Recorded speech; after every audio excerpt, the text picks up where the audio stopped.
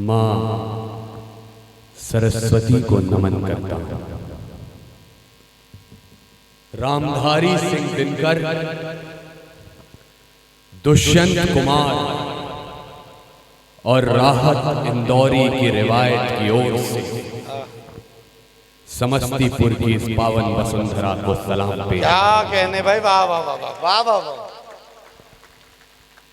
जिस तरह से आप लोग सुन रहे हैं, मुझे मालूम नहीं मैं क्या आप तक पहुंचा पाऊंगा, क्या सुना पाऊंगा। दो कारण हैं उसके।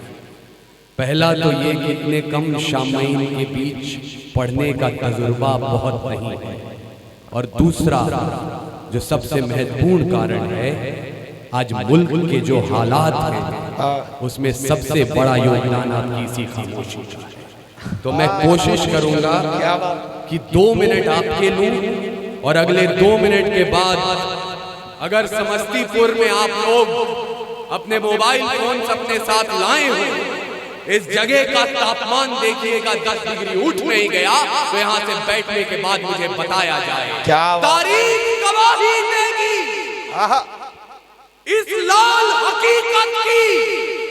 इतना आसान नहीं था जो 200-250 सालों का संघर्ष था, जिसके बाद हमने 28 राज्य, 9 केंद्रीय शासित प्रदेश, 300 जातियां, 3500 उपजातियां और 650 कबीलों का ये मुल्क तैयार किया। इतना आसान नहीं था। तारीख गवाही देगी इस लाल हकीकत की। खाना खाना पे तलवारों की रणगान बनाया है। क्या बात है, क्या बात है भाई, वाह वाह वाह। और जहां से भी माइक का कंट्रोल हुआ, आप इसका इको खत्म कर दीजिए बिल्कुल भी। तारीख गवाही देगी इस लाल हकीकत की।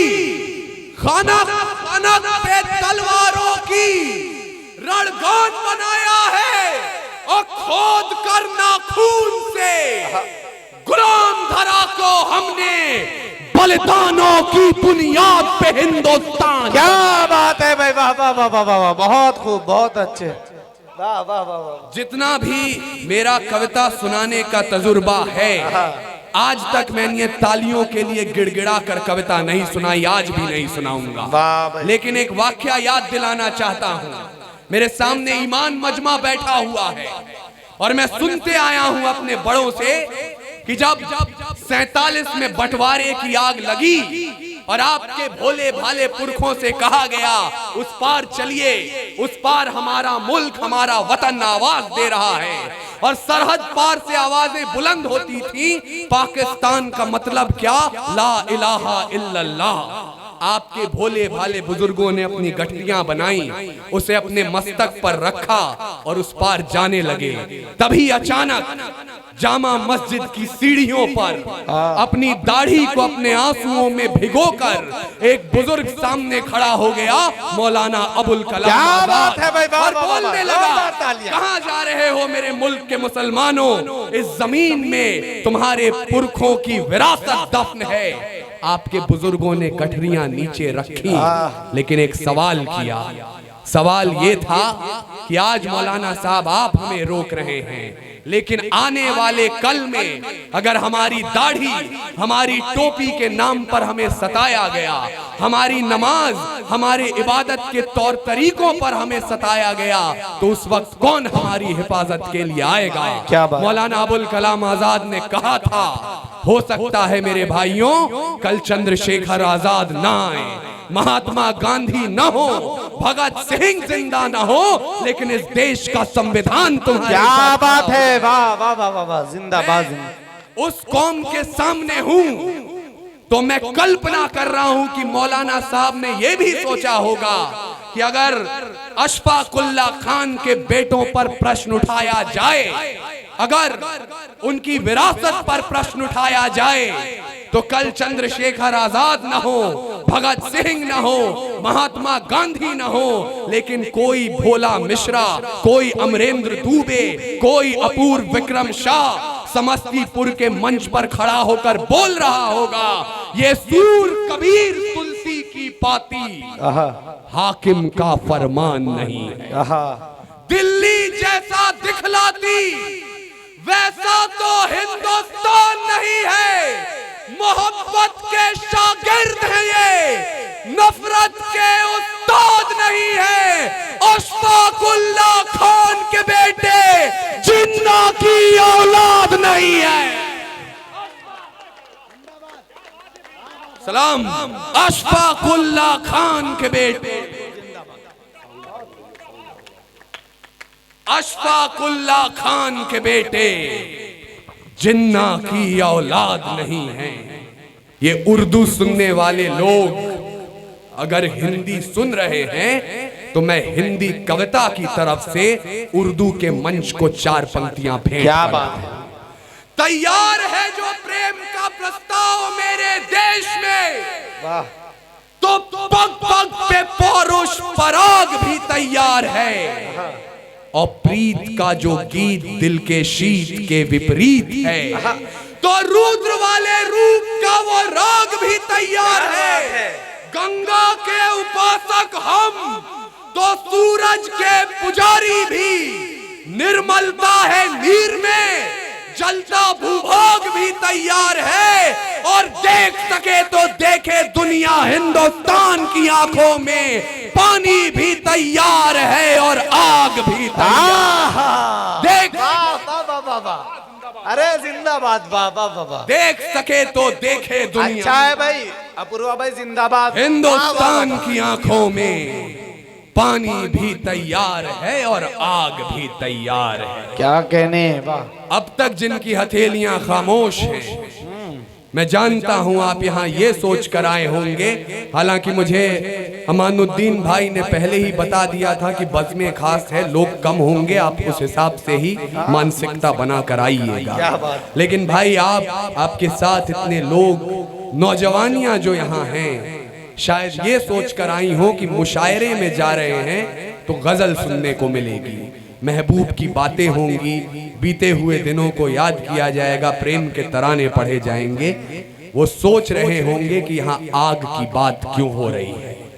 तो नौजवानों, ये कमसिन सी कलियां, ये महकती हवाएं, ये पायल की छमछम जो पास बुलाएं, ये रुखसार की लाली, ये जुल्फों के साए, ये कमर की लचकन, ये गुंजित सदाएं, ये मोहब्बत की बातें, ये महबूब की यादें, ये बुझते चरागों को बेशक हवा दें। इन्हीं की बदौलत है महफिल में रौनक, इन्हीं से वफा की अशरफी दमकती, इन्हीं से हिज्र की रातें हैं कटती, इन्हीं से जवानों की आंखें चमकती। ये इश्क सवेरे की आस में है और रातों को जुगनू की तलाश में है। पर हमें आग पीने दो जिंदा जवानों की, जुगनुओं पे हमको भरोसा नहीं। और लड़े हैं सदा ही मशालों को लेके, अंधेरे को हमने भी कोसा नहीं है।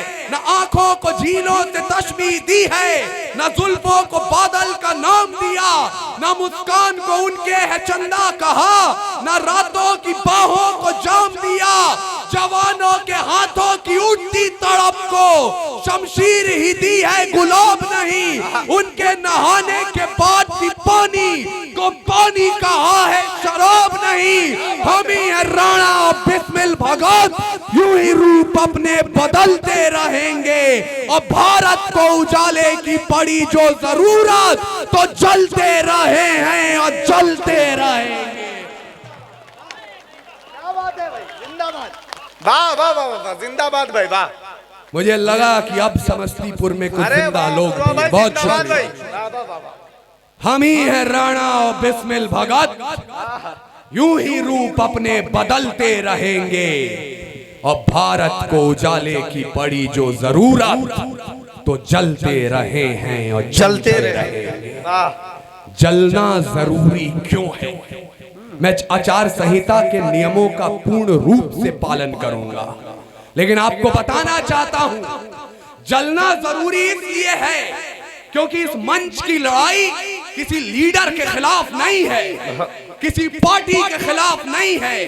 किसी संगठन के खिलाफ नहीं है, कलम की लड़ाई है हालात के खिलाफ। क्या वो बात है, क्या हालात बात जो जब बिगड़ते हैं तो गोंडा से अदम गोंडवी बनकर बोलते हैं, भुने काजू प्लेट में विस्की गिलास में उतरा है रामराज विधायक निवास में।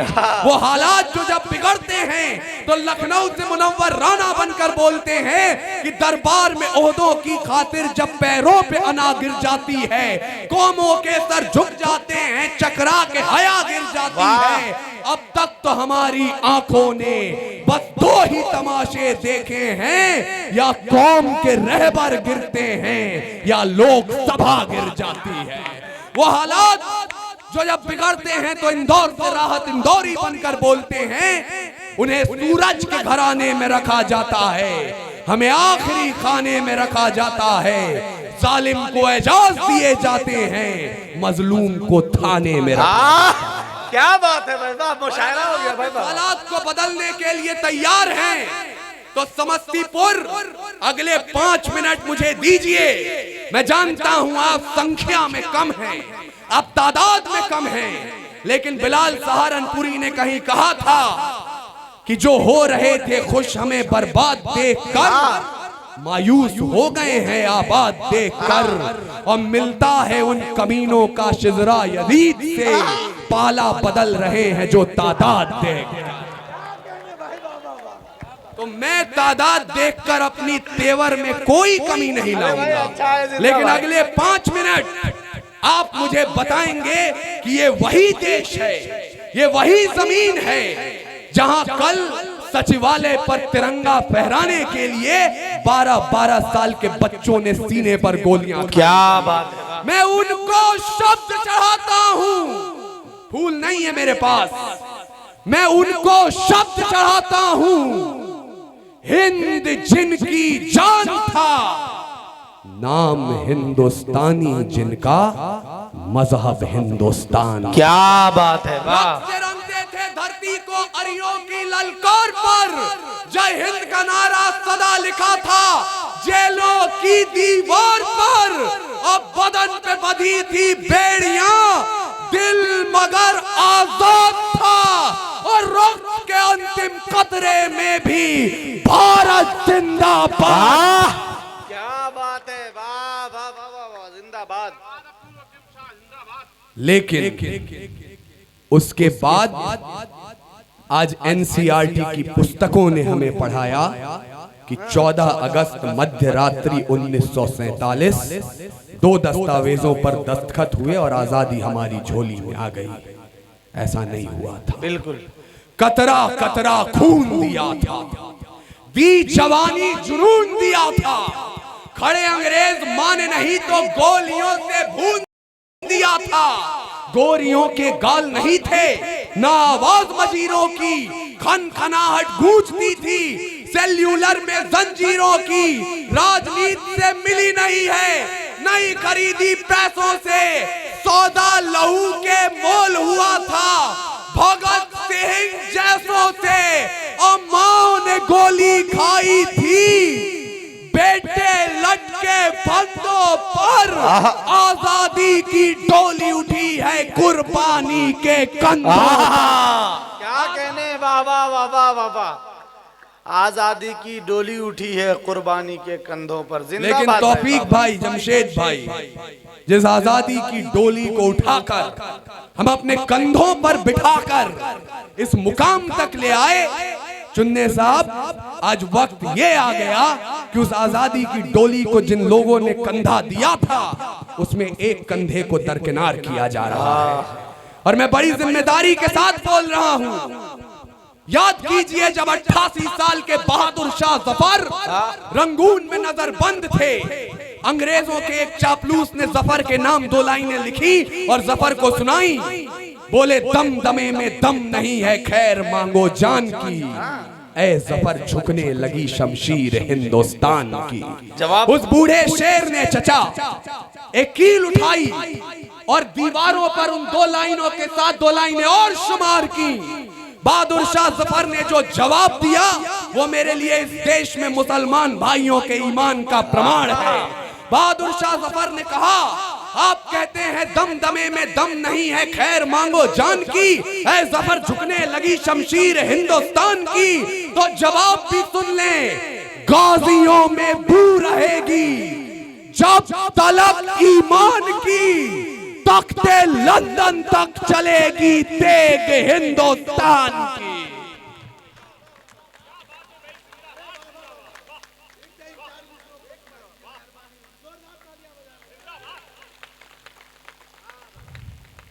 मैं इन 4 मिसरों को दोबारा न सुना कर एक और पन्ना आजादी के इतिहास का आप तक पहुंचाता हूं।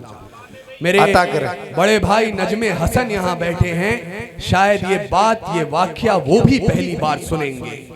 जब झांसी की रानी अंग्रेजों के खिलाफ युद्ध लड़ रही थी, उनके तोपची का नाम था गौस खान। जब अंग्रेज किले के बिल्कुल पास पहुंच गए तो उनके सभी सिपाह सालारों ने गद्दारियां शुरू कर दी। कुछ देर में गौस खान के तोपों की आवाज में भी खामोशी आ गई। झांसी की रानी को लगा कि कहीं औरों की तरह इस पठान ने भी गद्दारी तो नहीं कर दी। वो घोड़े पर सवार हुई, गौस खान के पास पहुंची और पूछी कि गौस खान, तुमने तोप चलाना बंद क्यों कर दिया? गौस खान ने कहा, मल्लिकाए झांसी, मैं उस मोड़ पर आ गया हूं जहां अगर मैं दाईं ओर से हमला करता हूं तो राम का मंदिर है वो नहीं बचेगा। मैं बाईं ओर से हमला करता हूं तो एक फकीर की मजार है उसको नुकसान हो सकता है। मैं करूं तो करूं क्या? जो लोग बोलते हैं कि इस देश की बुनियाद कभी हिंदू और मुसलमान को एक साथ नहीं देख पाई, उन तक ये बात पहुंचाइएगा। झांसी की रानी ने एक पल भी नहीं गंवाया। उन्होंने कहा, गौस खान, तुम मंदिर की ओर से हमला करना शुरू करो, राम अपने मंदिर की रक्षा कर लेंगे, बुजुर्ग की नींद में खलल नहीं पड़ना चाहिए। ये आपका देश है, ये आपका मुल्क है। तब कह रहा हूं कि जब जलियांवाला बाग में जनरल डायर ने गोली चलाने का आदेश दे दिया, उनसे पूछा गया क्यों चलवाई थी गोली? बोले पठान भाग रहे थे इसलिए गोली चलानी पड़ गई। तब अब्दुल गफ्फार खान, एक पठान के बेटे, ने कहा था, अगर गोरी सरकार एक भी पठान की पीठ पे गोली दिखा दे तो मुसलमान उसी समय आजादी के संग्राम से पीछे हट जाए। क्या बात है। पूरे 5 दिनों तक पोस्टमार्टम चला, 76 पठानों की लाश मिली और 76 के 76 ने गोली अपने सीने पे खाई थी।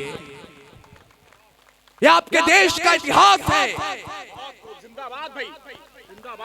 लेकिन यकीन मानिएगा, मैं उनमें से नहीं हूं कि मुसलमानों के बीच खड़ा हो जाऊं और एक हिंदू होकर उनकी तारीफ करूं, तारीफें बटोरूं और चला जाऊं। अब भूल जाइए, आप 5 वक्त की नमाज पढ़ते हैं या 4 धाम की यात्रा करते हैं? आप मस्जिद में जाते हैं या मंदिर में जाते हैं? गुरुद्वारे में अपना मत्था टेकते हैं या गिरजाघर में जाकर मोमबत्तियां जलाते हैं? अगर इस जमीन में खेले हैं, इस मिट्टी का पानी पिया है, तो एक कसम उठाइए इस जमीन के नाम कि रावण नहीं हम पलने देंगे साधुओं के वेश में। चाहे आसाराम हो या राम रहीम, रावण नहीं हम पलने देंगे साधुओं के वेश में। और अफजल नहीं पनप सकते हैं अब्दुल कलाम के देश में। वाह भाई, वाह वाह वाह, क्या अच्छा वक्तव्य, वाह वाह वाह। औलादी हिंदुस्तान है ये, दुर्योधन की जांग नहीं, भगत सिंह की मिट्टी पर खालिस्तान की मांग नहीं।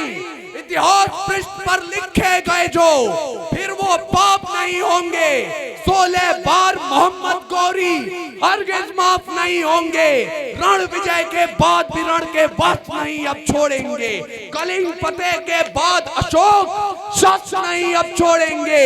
57 के जीत की डोली झांसी रोकी जाएगी।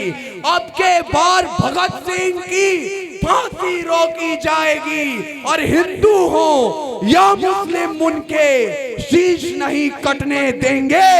कसम तिरंगे की हमको फिर देश नहीं। क्या बात है, क्या बात है, क्या बात है भाई। जिंदाबाद जिंदाबाद जिंदाबाद भाई, वाह वाह वाह वाह। लेकिन क्या मानतदारी। लेकिन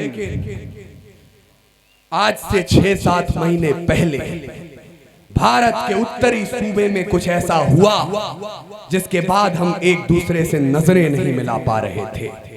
26 लोगों को धर्म पूछकर कत्ल कर दिया गया। यहां तक तो हम पूरी सरकार के साथ खड़े हैं, मजबूती के साथ, जब तक वो दुश्मनों से लोहा ले और दुश्मन को जवाब दे। भारत एक है, कन्याकुमारी से कश्मीर तक। लेकिन अगर आप 26 लोगों की मौत को सियासत का रंग दे देंगे तो हम क्या बोलें, कैसे चीखें, कैसे रोएं, हमारे रोने का तरीका देखिए। क्या बात। पहलगाम में गूंज रही जो बंदूकों की ताली थी, वो इस मिट्टी पर, इस मिट्टी के स्वाभिमान को गाली थी।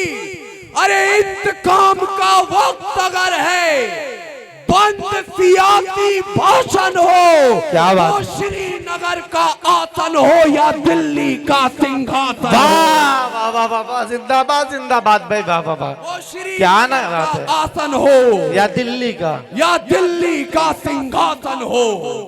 हमने ऑपरेशन सिंदूर किया, पूरे देश में उल्लास का माहौल था, लेकिन मध्य प्रदेश का एक बदतमीज मंत्री हमारी 2 सैन्य महिला अधिकारियों को उन आतंकवादियों का रिश्तेदार बता रहा था, सिर्फ इसलिए क्योंकि उनमें से एक का नाम सोफिया कुरैशी था।